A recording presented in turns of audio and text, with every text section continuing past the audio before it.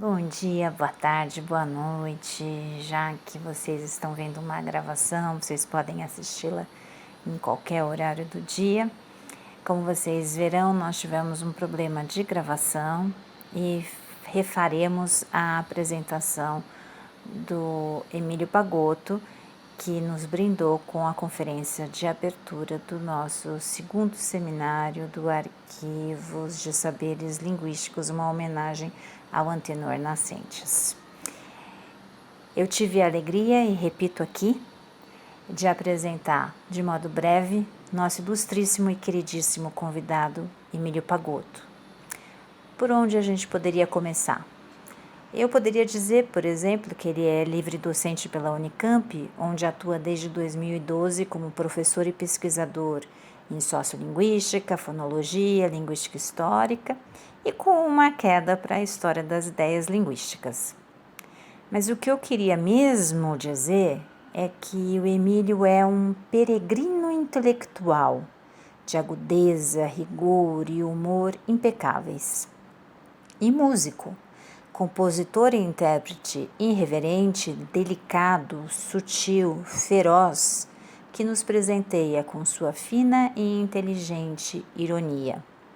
Peregrinando, fez sua graduação na Universidade Federal do Espírito Santo e lá, no chão de sala de aula, aliava letras, sons, interpretações à música em uma relação de ensino e encantamento com seus alunos. De lá veio para a Unicamp trabalhar com Fernando Tarallo, Charlotte Galvez e um pouco depois com a Bernadette Abalri, fazendo seu mestrado e doutorado na interface entre fonologia sociolinguística e linguística histórica. E de interface em interface foi peregrinando por disciplinas e teorias, sempre de modo muito rigoroso e irreverente, nos presenteando particularmente com ricas participações na história das ideias linguísticas, sendo nosso companheiro em inúmeras publicações da área. E foi peregrinando também por espaços institucionais, sempre com muita perspicácia, leveza, agudeza, como professor concursado na Federal de Santa Catarina, na USP, e, como já disse, desde 2012, na Unicamp. Nunca tive o privilégio de ser aluna de Emílio, adoraria assistir às suas aulas, mas sou sua leitora e sempre fico admirada com a fineza e profundidade com que escreve. Sou também plateia cativa sempre que posso acompanhá-lo, e aí é um show à parte que vocês aproveitarão nessa gravação. Assim apresento, acima de tudo, meu querido amigo Emílio, a quem agradeço, em nome também de Thaís e Vanese, sua participação em nosso evento.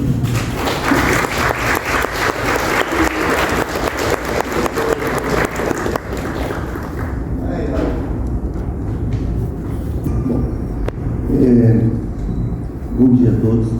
A quadrilha é muito generosa comigo. Ela sabe que eu não gosto de eventos. Cadê meu colega? Que eu sou muito tímido e uma coisa como essa, com muita gente respeita, é um trem terrível para mim, muito terrível. Eu fico imensamente agradecido pelo convite. Queria dizer em relação à paralisação que eventos como esse, em especial na UERJ, que sofreu tanto, são eventos políticos. Então, assim, eu me sinto como se estivesse um evento da paralisação. Acho importante.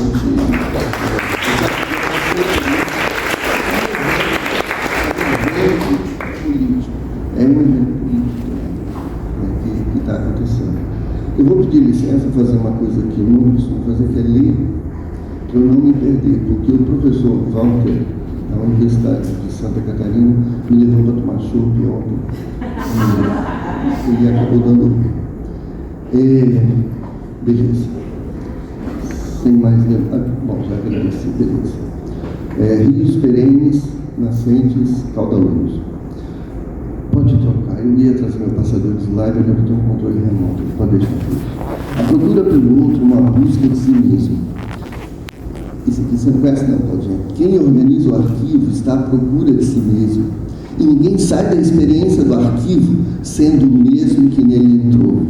Quem passou aquela porta, pode ser a mais diáfana, mínima, e foi criando, descobrindo corredores, em que pôs o esforço de organizar um certo mundo, no outro sentido, fazê-lo fazer sentido, pode achar que comanda as prateleiras e sinais, as distribuições e pilhas, mas no final de tudo, foi governado,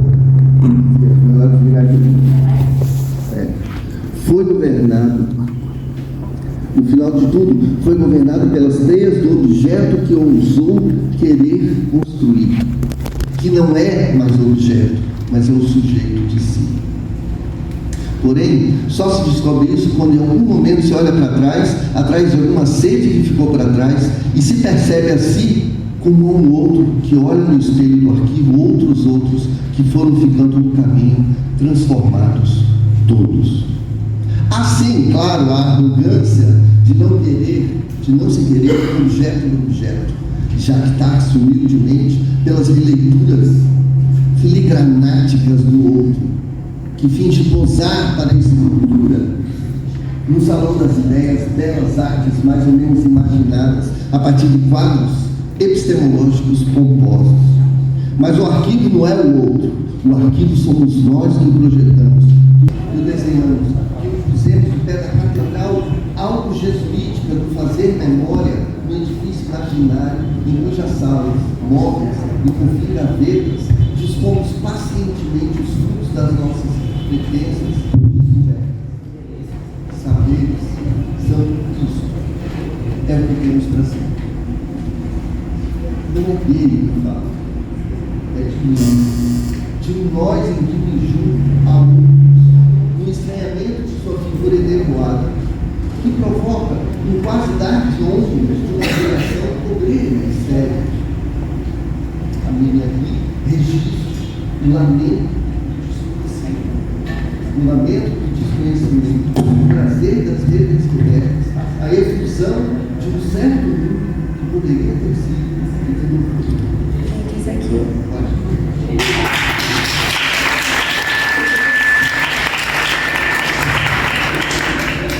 Em mais 15 páginas. Vertigem, nascente. Pode ir. Antenor, nome de subúrbio, nome mulato, como de cartola, Angenor, rima irresistível que atrai os gênios da raça.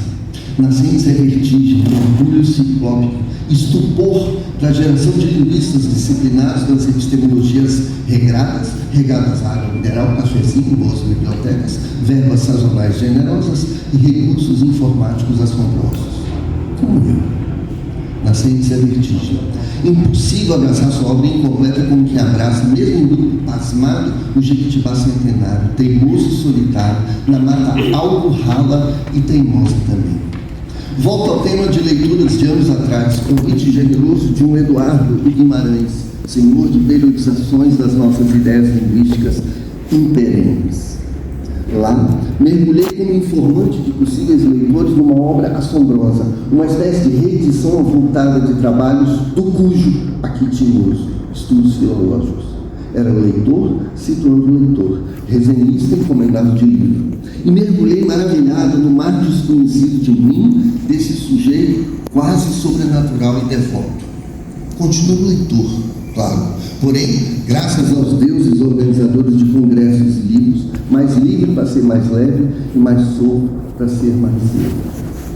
Tanto já se disse, Nascentes era doidão, muitos temas numa cabeça só, e ao mesmo tempo prosaico no bom sentido, metódico, como os dicionários aos borbotões o atestam, e sintético, conciso, como o próprio aqueceu, diante de uma quase acusação estilística. Pois então, ler os estudos filológicos da edição da Academia Brasileira de Letras produz essa sensação doida de atropelamento. O cara escreve um tratado de teoria musical, livros de viagem, escreve um dicionário etimológico, um dicionário de sinônimos, um vocabulário ortográfico, e viaja o Brasil todo de sua época para propor regiões dialetais e se mete em ações do governo na criação de órgãos e políticas de pesquisa e fala, e se mantém professor do Colégio Pedro II. Papo reto. Por que tudo isso para mim é apenas uma referência indireta, livresca, e não parte constitutiva da minha formação. Isto é, parte de mim eu mesmo. Das questões que me ponho, esta é uma, mas antecede as outras. É muito apenas confortável me pôr num quadro qualquer de vista panorâmica e produzir, vomite interpretações da paisagem tempo que se descortina a bel prazer dos belvederes discursivos e epistemológicos do momento. Eu quero mais. Eu quero entender a falta de nascentes em mim, e é dela que parto. Da paisagem partida do saber parido no Ambulatório Nacional dos Estudos Linguísticos. Parto dela, mas a deixo por fim, pois entendê-la implica entender todo o resto, como de resto é o fazer de entender as coisas do mundo, coisas vistas, coisas vividas ou coisas imaginadas, pois não?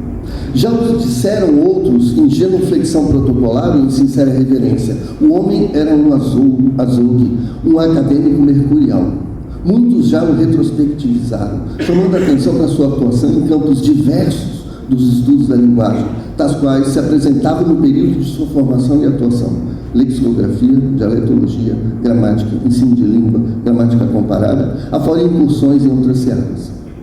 Corro o risco de reduções, claro, mas ponho em destaque dois movimentos que me parecem correlacionados e articulados com o que era a moderna ciência da linguagem dos anos 20 do século XX, a dialetologia e etimologia. Nascentes publica, como se sabe, Linguajar Carioca em 22, e em seguida se entrega ao trabalho insano de parir um dicionário etimológico do português publicado em 32, talvez o primeiro dicionário etimológico digno do nome em português. Mais de um gramático, filólogo, historiador já chamou a atenção para o trabalho hercúleo, sem verba e apoios institucionais, que Nascentes, em sua solidão monástica de professor do Colégio Pedro II, desenvolve. Eu, de minha parte, preciso registrar meu espanto genérico. Quem de sã consciência decide fazer um dicionário? Mais espanto ainda, um dicionário etimológico. Dada a minha transcendental dificuldade em colecionar e organizar o que quer que seja, meu tributo aos lexicógrafos é um ajoelhar em dobalas infindas. E a Nascentes com seu fichário de mais de 100 mil fichas, alegadas e testemunhadas. Pois ele, o homem, propõe uma descrição do dialeto da cidade do Rio de Janeiro e um dicionário etimológico da língua como um todo, no intervalo de 10 anos. É preciso, claro, entender esses gestos. Não são apenas viagens incontidas de um polímata poliglota erudito desenfreado. Nascentes é um visionário metódico, gente de outra estirpe. Os dois gestos se inserem na agenda da linguística histórica do final do século XIX. A agenda histórica, isto é, como o passado se projeta no presente, como o presente e suas múltiplas oscilações iluminam as dores escondidas do passado.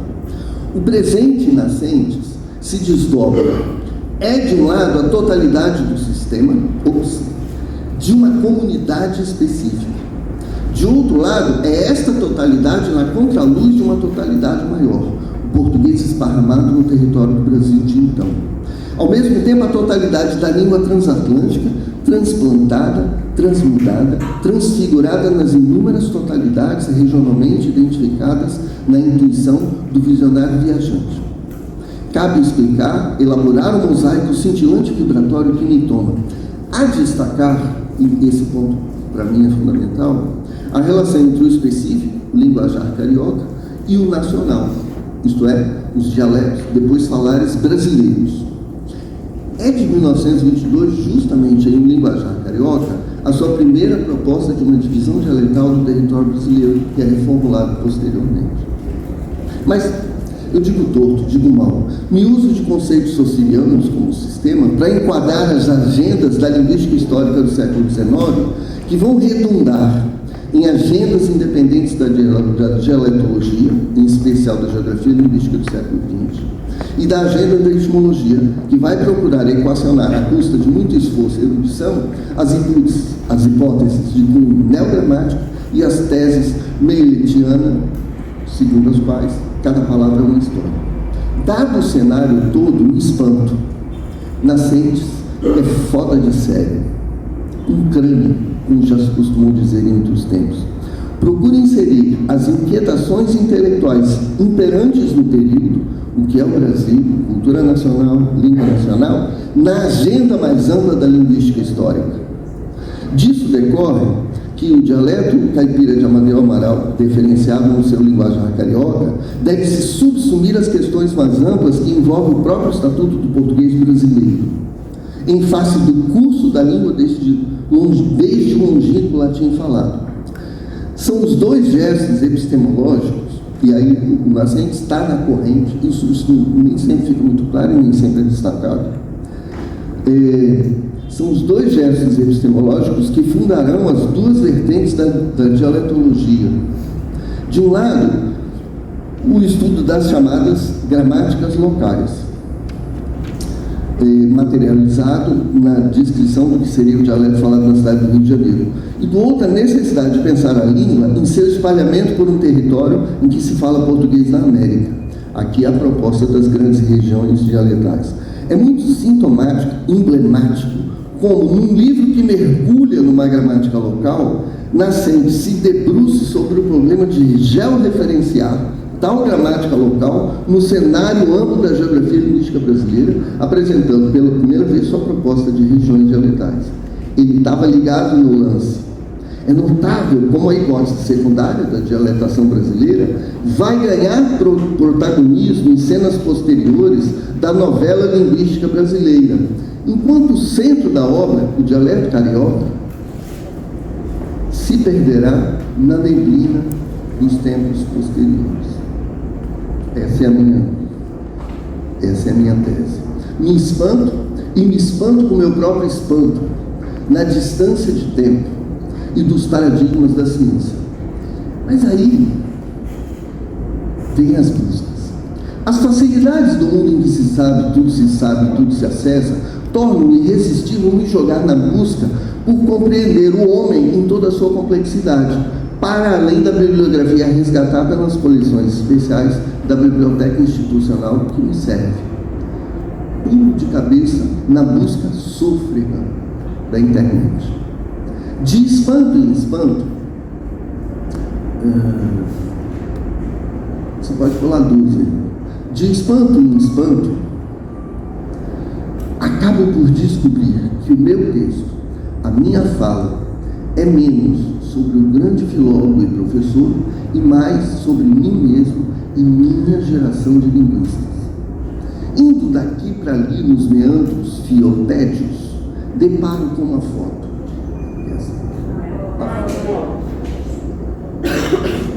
Esta foto. As referências são esparsas. A foto que é um desnudo do nada quase se diz, do que nada quase se diz. Aí eu me espanto mesmo. As referências são esparsas e estranhas, aqui e ali no sussurro. A maioria destaca a pobreza, estudou no Pedro II com bolsa de estudos. Isso vai e vem em 2, 3 linhas laudatórias. Aí eu tropeço numa fala do grande professor Danilo Bechara, num evento da Douta Academia. E ele vai além. Dos herdeiros guardiães do saber imortal e reverenciado, é o primeiro que a mim abre o jogo. Saboreio frame a frame, não vou poder reproduzir aqui, a sua fala pausada, e eu diria, num arrobo interpretativo, vacilante. E me pergunto, por que eu ouço hesitação? Não hesitação, mas cautela. O eminente gramático enunciando o que eu buscava. No primeiro momento destaca a pobreza, o que reverbera, o que já lera. O self-made man, que pelo esforço do exercício solitário e remitente, galgará os píncaros da glória nacional. Mas aí deixar, um pouco mais à frente, não se omite. E finalmente, para mim, pois desde que tinha deparado com a foto de Nascentes mais moço na onipresente e incontornável Wikipedia, procurava ansioso menções à sua negritude. Finalmente, Nascentes explicita a cor numa comparação algo feliz com Machado de Assis. A rima ou o ego vicioso vai por minha conta, deixar que me desculpe. Pode botar a próxima. Só vou ler o trechinho dele. O velho Nascentes era um homem voltado para a vida e para a vida da linguagem, o que é, sem dúvida nenhuma, a vida do próprio ser falante, não é? A linguagem é um produto da inteligência humana e nela a inteligência humana coloca um pouco da sua possibilidade de enfeitar a realidade do mundo exterior, e não somente do mundo exterior, mas do que nos faz na alma. Olha o deslizamento que ele faz a partir daí. Por exemplo, Machado de Assis é um desses mergulhadores da alma humana. E é interessante lembrar aqui os dois nomes que se completam nas suas áreas diferentes. Machado de Assis e o nosso professor Antenor Nascentes. É que ambos não tinham, na época, as condições previstas para um sucesso. Eram pobres, eram negros e viviam num ambiente muito restrito. Mas, e o que vem após o mais, é mais ou menos, ele deu a volta por cima e virou uma grande referência nacional. Nascentes, negras, nascentes. Isto se ressalta ou não? Desde a foto na enciclopédia autogovernada, vinha eu sapeando as publicações em busca de uma referência explícita à cor do filólogo. Como é ser um filólogo negro no século XX, em meio à branquitude da língua nacional eugênica? Cabe o ressalto, cabe o debate. Sim, eu faço um exercício arriscado da interpretação da prosódia do Bechara. Ele podia ter ficado só nos pobres, mas avança, não sem a pausa, no silêncio mínimo de que quem se põe a dúvida se cabe ou não o qualificativo. Negros. Fora, portanto, das condições previstas para um sucesso. Há muito por dizer do não dizer, ou por dizer que se diz com vírgulas. Eu nem precisava de tanta firula enunciativa. O mesmo Bechara publicou uma nota, eu achei que era antes, mas ela é posterior para mim também, numa postagem da própria academia, inequívoca, inambígua, que só descobri depois, no fim das minhas diligências internauticas. Você pode colocar isso, vou passar rapidinho por isso. Ilustre representante da negritude brasileira. E aí eu me pergunto aqui no vídeo, mas será que não cabem filigranas enunciativos? Eu não vou em linha reta. Não vou em linha reta, porque a linha reta, ao contrário de prensas, apressados e euclidianos, é no mais das vezes finta do espaço enganosa. Há muito por dizer. De repente, numa curva fechada da internet, um supetão me soca o peito. Na revista de filologia que homenageia Nascentes, um texto relata a exuberante produção científica do Antenor. Texto técnico, de bibliometria muito bem feito, pesquisa na área da ciência da informação, métricas e estatísticas, de Ana Maria da Silva. Passo por ele estupefato, claro. Quão felizes ficariam os cães de guarda da CAPES com tamanha exuberância bibliográfica.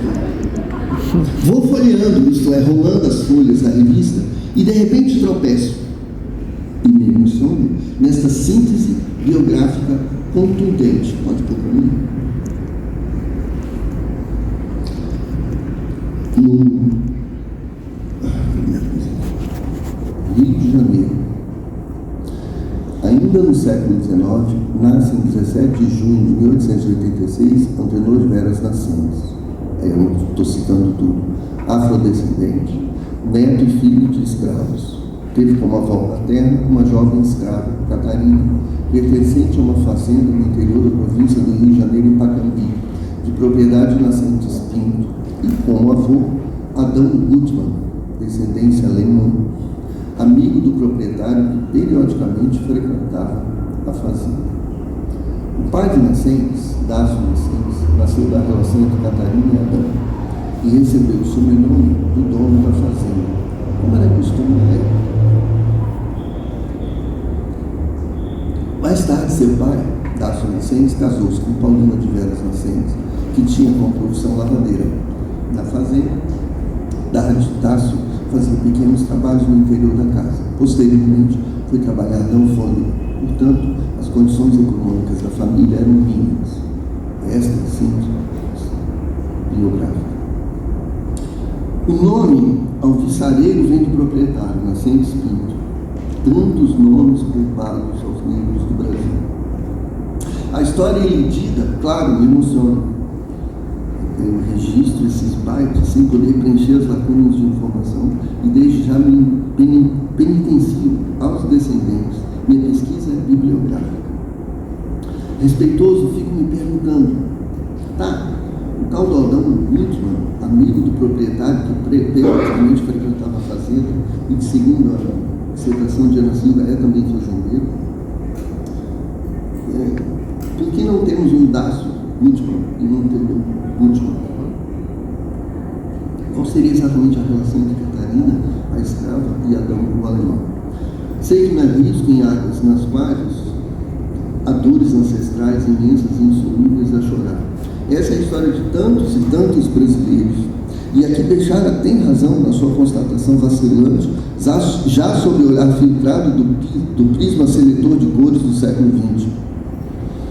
Então, essa história de vida que brota das relações torpes do Brasil escravocrata veio dar um dos grandes luminares dos estudos linguísticos do Brasil.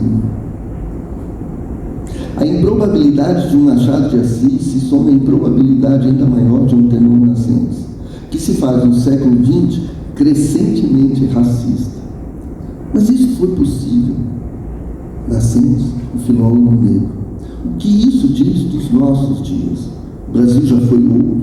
O talento natural e a persistência terão sido suficientes para superar a compartimentalização racial da sociedade dominante. No mesmo número da revista, eu quero mostrar outras fotos aqui, da Associação Brasileira de Filologia, sou atropelado lá no fim do exemplar digitalizado por um conjunto de fotos que no Brasil de hoje tem, a meu ver, um significado profundo. Peço vênias aos meus leitores eruditos e mostro-as várias para compartilhar minha ignorante estranheza odierna com a maravilhatude das imagens. Isso reproduz. Esse é Nascentes ainda jovem, como nos diz a revista, reproduzida no Wikipedia e reproduzida aqui, que me deu comigo chacoalhão.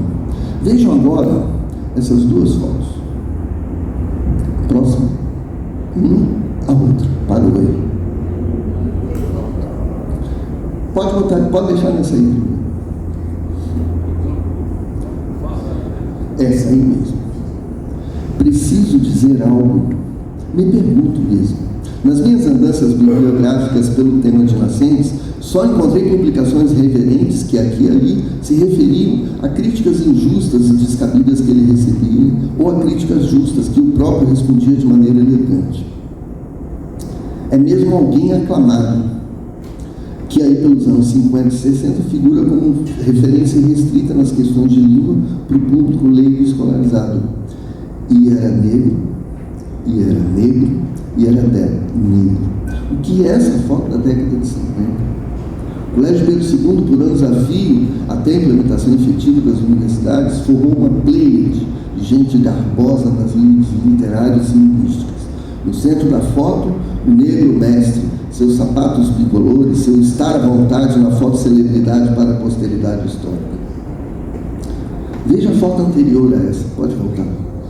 Uma mesa de lustres, bandeiras ao fundo, o negro Nascentes ao centro, de novo completamente à vontade, senhor de si, e seus colegas brancos, também para a par, sem mais o que.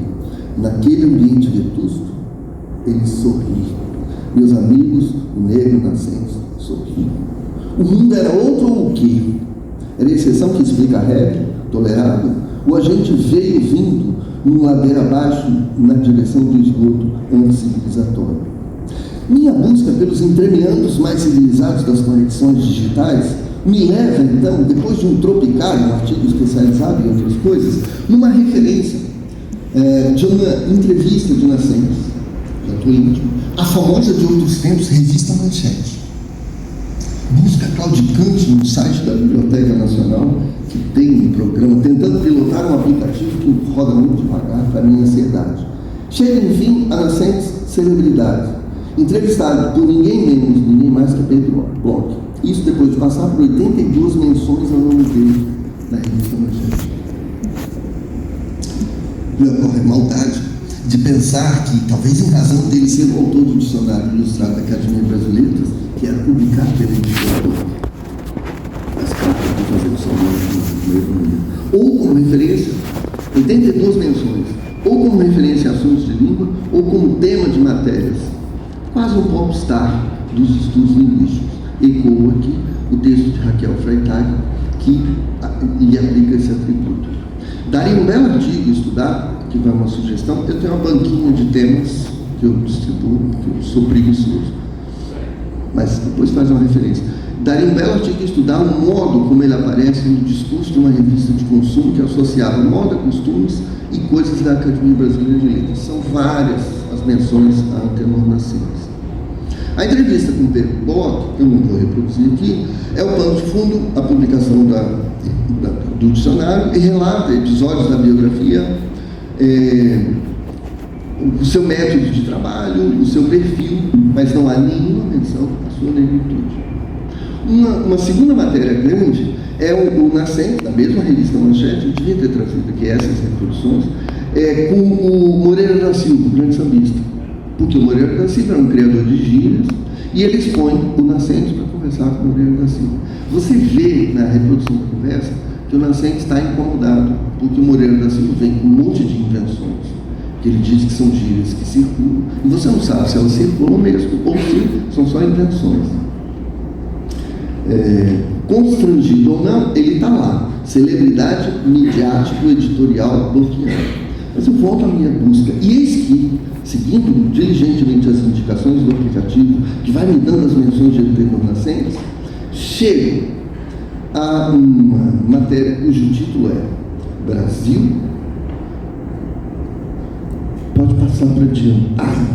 Brasil, a escalada do negro, que abre, só para ter uma ideia, passa o seguinte, aqui vocês têm a reprodução. Tá? Eu vou mostrar toda ela.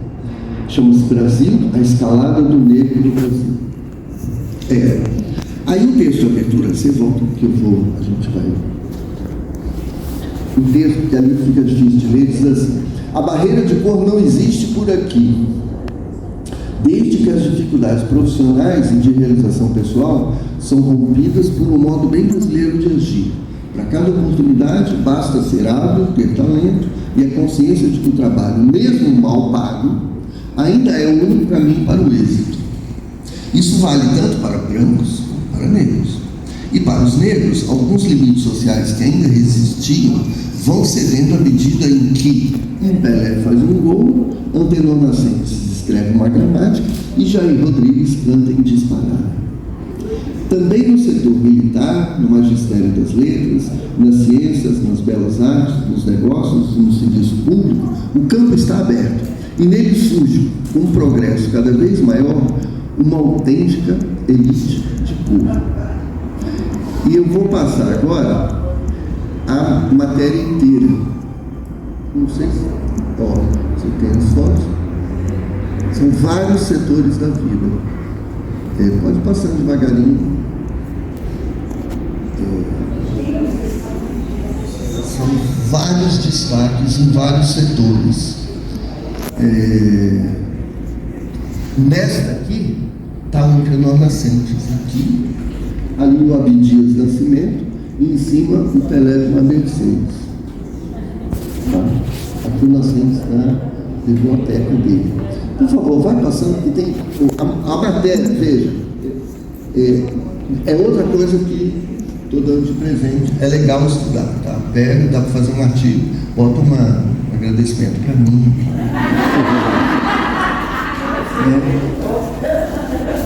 Depois eu mando o Pix, mas porque não dá tempo, e eu, embora eu tenha muitas incursões pela análise do discurso, eu não sou analista do discurso. Vocês estão vendo que vão sendo inseridas propagandas. Passa a próxima. Essa aqui é um centro, uma outra. Essa eu acho ótima, no mau sentido da palavra.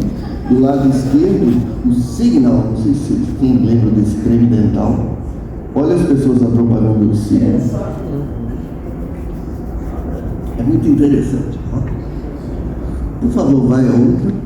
Aqui o artigo, mais uma, por favor. Aqui, então, uma propaganda de maisena. E a matéria seguinte, eu não resisto de... malas resistentes. E a próxima matéria... Nossa.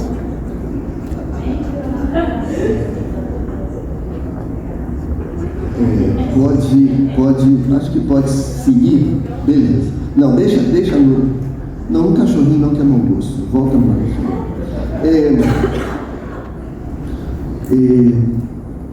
Sem comentários para a primeira frase da abertura, não precisa.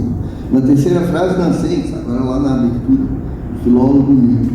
Todo o silêncio anterior é quebrado aqui. E o silêncio não é só da revista e não é só de seu tempo, é também o silêncio posterior. E Nascentes é tomado como exemplo de um tempo que teria ficado para trás. Agora eu estou só citando o que está escrito. E para os negros, alguns limites sociais que ainda resistiam, vão cedendo à medida que ela faz um gol, que o Nascentes escreve uma gramática e vem Rodrigues, etc. Ela é ocupada por diversas páginas e aquela foto do Nascentes, são os comentários aqui que eu faço. Por que perdemos até a memória da manchete? Tivesse espaço aqui, eu me reproduzia detalhadamente. Mas eu recomendo a experiência de folhear esse exemplar. O combatido Abdias, o reverenciado Nascentes, após cremes dentais e malas indestrutíveis. Devo um alinhavo aqui, se não me fiz claro. Busco entender a dessintonia de uma certa geração de linguistas, em cuja maioria me imponho, com o mundo, as ideias, o trabalho de Antenor Nascentes. É a constatação de um estranhamento que veio da minha experiência resenheira anterior, com cuja menção eu apreço as notas aqui. Que me fez voltar ao tema em sobrevoos que se transformam aqui e ali em mergulhos velozes em rios e pântanos. Mas eu sigo no drone. Me falaram que eu tenho 10 minutos. Eu terei 10 minutos. Pode colocar o próximo. Eu vou começar, depois a gente entra nisso. Rapidamente eu vou tentar explicar, epistemologicamente, digamos assim, uma certa clivagem ou maneira como nós teremos no campo da dialetologia, da geografia linguística. E no campo, eu vou me restringir mais a um, da sociolinguística variacionista, por exemplo, porque no mundo você tem permanência, herança, e no mundo você tem apagamento. Todo o trabalho de geolinguístico no Brasil parte da proposta de divisão dialetal brasileira encetada por Nascentes, para negá-lo, ampliá-lo e confirmá-lo. Bem comparando, é o que se dá no campo da fonologia e da morfologia já com Matoso Câmara. Todo o trabalho vai ter lá o capetinha do Matoso se rindo das escolhas dos meros mortais e da sua eterna, dele Matoso volta por cima. A coesão produzida no campo da dialetologia e sua extrema conexão com Nascentes e sua geração chega a ser surpreendente, aí sim, quando se compara a grande ruptura dos demais campos da linguística brasileira com o pensamento anterior a Matoso. Bem deve perceber, meu ouvinte, e aqui meu leitorinho simpático, a que outros trapiches querem levar meu barquinho linguístico explorador. A quase total falta do eco nascentino nos estudos sociolinguísticos, gramaticais, históricos, filhos da linguística, com seus cercadinhos epistemológicos, que Matoso inaugura e institucionaliza, ao passo que o filólogo negro tenha se tornado a rosa dos ventos da geografia linguística brasileira, que por seu turno conversa, mas não tira para nenhuma contradança a linguística e seus avatares no baile dos estudos linguísticos nacional. Aí eu volto ao começo. Eu não sei se está agora. Isso. Não é esse não. Isso vai aparecer daqui a pouco. É no linguajar carioca, em princípio, eu vou repetir aqui, um estudo voltado para a totalidade de um lugar, que o grande filólogo negro apresenta pela primeira vez a sua proposta, como eu falei.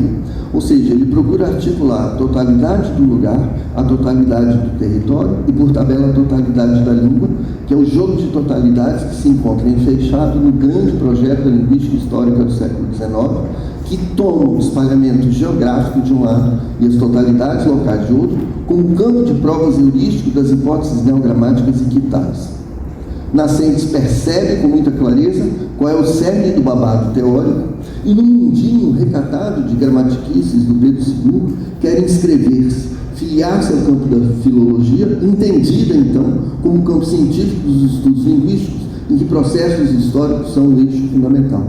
Nascentes se quer cientista, num país de gramáticos empedernido, se quer objetivo no mar de preconceituosos e achismos mirabolantes, se quer sistemático e metódico no reino encantado da improvisação pseudo-erudita. Volto ao ponto de que me distanciei. Me arrisco a dizer que vejo no linguajar carioca uma clivagem nas heranças das nascentes do filólogo negro. De um lado, o embrião da geografia linguística encontrará repercussão de vida longa nos estudos dialetológicos. De outro, o retrato do dialeto carioca, mesmo aquilo que ele tem de geral no Brasil, não, posso estar errado, mas não reverbera nos estudos sociolinguísticos e linguísticos históricos que se desenvolverão a partir, especialmente dos anos 80 no Brasil, a geração a que me fiquei. E aí, eu arrisco, pode botar outro, hipóteses e devaneios. Pode seguir. Eu arrisco hipóteses e devaneios. Pode ir para a próxima. Na arena dos estudos linguísticos brasileiros, a vinculação de atores filólogos com a produção de saberes normativos como que interdita o entregar-se mais desabrido a um mergulho mais profundo e direto no funcionamento da língua.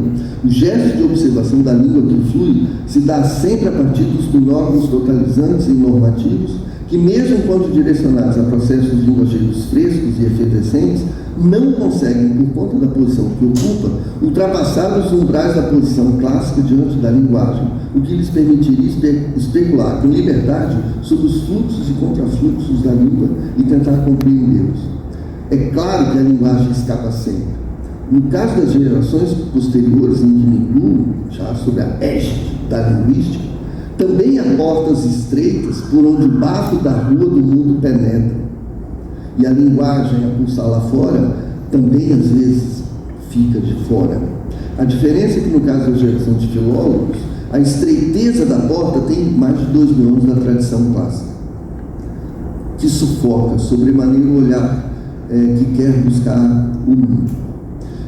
Essa vinculação entre o funcionamento do gramático e do filólogo, ela se dá tanto institucionalmente quanto ideologicamente.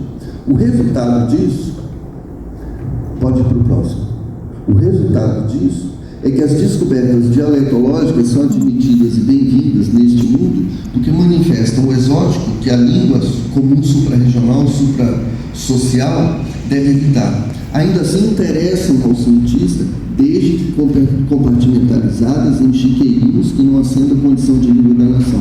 A atitude é claramente ambígua. São legitimadas como obra da natureza linguística, mas devem ser filtradas pelo coador da língua da civilização. Matos e Medeiros fazem uma bela incursão pelos meandros dessa contradição, especialmente a face naturalista da moeda. Tal contradição, isso aqui é importante, seu perseguidor de falador. Esta contradição, ou seja, como é que você vai colocar a ciência no mundo normativo e há na geração dele uma vinculação ao saber normativo. Nascentes foi produtor de gramática. Mas o que eu vou dizer agora para mim é muito importante que eu diga. Essa contradição pode parecer aos corações e mentes deste futuro em nós soberbos, datado e congelado nas eras paleozoicas da ciência nacional. Mas me parece subsistir, de vez em quando eu falo isso, feito bactéria que bebe antibiótico com gin tônica, nos debates científicos modernos sobre norma culta e ensino de língua no Brasil, nos quais impera a ilusão de determinar uma norma, aspas, objetiva, como almejam nossos sociolinguistas e linguistas históricos militantes dos dias de hoje. Esta norma objetiva nos permitiria superar as deficiências do sistema educacional e nos libertar da tirania linguística dos poucos sobre as multidões. Voltando às hipóteses, nascentes não reverbera na sociolinguística, acho que é o próximo. Isso vocês poderiam ter lido.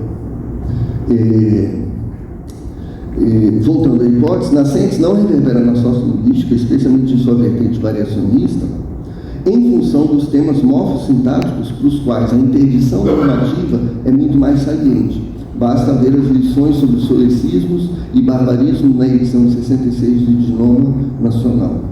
E as opções do linguajar carioca são de natureza geral. Se apontam traços de uma gramática brasileira diferente da europeia, como acomodá-la no construto de uma língua única de civilização, a brasileira, que sequer é ocidental. Considerando toda a obra didática normativa do mestre negro, não há como fazê-la a não ser pela evitação. Agora é o próximo. A dialetação como epifenômeno tem o quê? De exótico no modo como é interpretada a partir do âmbito da filologia. É isso que torna possível e aceitável. Apontar o exótico não promove a modelo recomendável. É apenas o que é no universo da língua de cultura e civilização, o esdrúxulo que numa dessas viagens da história pode se incorporar ao mainstream da língua. A dialetologia no Brasil não vai se comprometer com um projeto que implique pensar a gramática do português brasileiro como uma entidade à parte. O que interessa são as redivisões dialetais internas do território, acomodadas no conceito de língua histórica e norma de Cosério e confrontadas com a proposta seminal de grandes áreas de nascentes. Já no campo da linguística estruturalista brasileira e posteriormente da sociolinguística variacionista, esses campos não tomam nascentes no seu horizonte de retrospecção. É apenas quando as efemérides que resultam em publicações comemorativas instam esta geração ao mergulho em sua obra que podemos constatar o quanto seus achados podem, eventualmente, dialogar com pesquisas mais recentes. Porém, é a descoberta de um estranho, que não sei se isso está. Tudo isso que eu estou falando tem projeção, preocupação. É porque eu não estou controlando. Isso, pode ir para frente. Porém, é a descoberta de um estranho. Porém, é a descoberta de um estranho, como se for um gênio isolado, que cometeu, quiçá, ousadias epistemológicas com as quais nos espantamos, como se o grande filólogo negro não integrasse um quadro epistêmico mais amplo e não fosse produto desse quadro, no tempo que tinha plenitude de sentido que parece não ter mais. Pois é exatamente esse quadro mais amplo que o torna opaco para a geração a que pertenço, e as mais recentes, eu arriscaria. A imbricação entre o saber científico e o saber normativo não é assimilável ao discurso de pretensa neutralidade científica supra-ideológica. Logo, não tem lugar. É uma opacidade muito mais resultado dos cercadinhos epistemológicos nos quais nos engalfinhamos do que propriamente da ausência de cientificidade da geração anterior.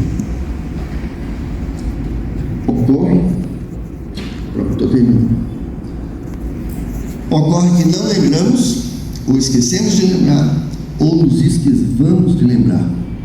Pode botar outro, porque no fundo tudo são aparências. Mais um, já tentei demonstrar há algum tempo que a ruptura da sociolinguística variacionista com a geração normativista filológica é apenas aparente. A ausência de um debate aprofundado sobre a noção do sujeito e da língua leva ao estabelecimento de uma posição vazia de sujeito, abrindo caminho para que esta posição seja constituída justamente pelas ideologias conservadoras que se deseja pretensamente combater. Isso fica evidente quando se opera com condicionantes sociais como escolarização. Quanto mais se mostra o português brasileiro, mais se reforça a posição conservadora. Paciência.